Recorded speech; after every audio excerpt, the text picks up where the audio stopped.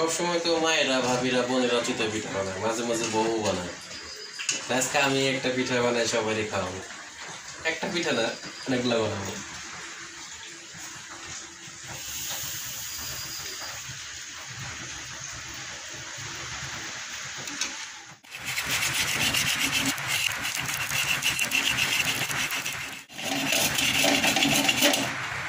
এই আমাদের পিঠা।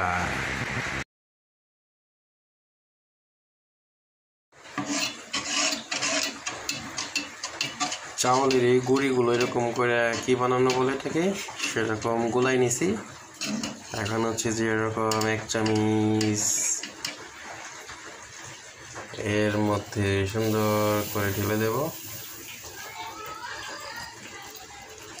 তারপরে হচ্ছে যে এই যে ঢাকনা দিয়ে এটা ঢেকে দেব, আর একটা ঢাকনা আছে এটা দিয়ে ঢেকে দেব।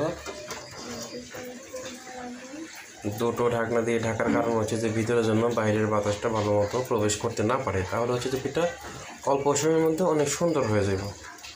আর পিঠা বানানোর সবচেয়ে সুন্দর হচ্ছে যে মাটির চুলায়, গ্যাসের চুলাতে পিঠা খুব একটা ভালো হয় না। তারপর আলহামদুলিল্লাহ ভালো হচ্ছে। একটু চেক দিয়ে দেখি পিঠা হয়েছে কিনা।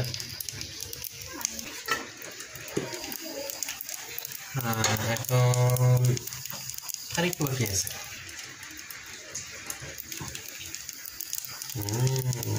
আমাদের পিঠা হয়ে গেছে।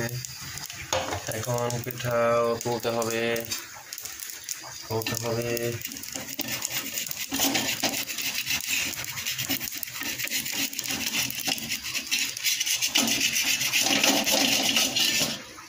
এই যে আমাদের পিঠা।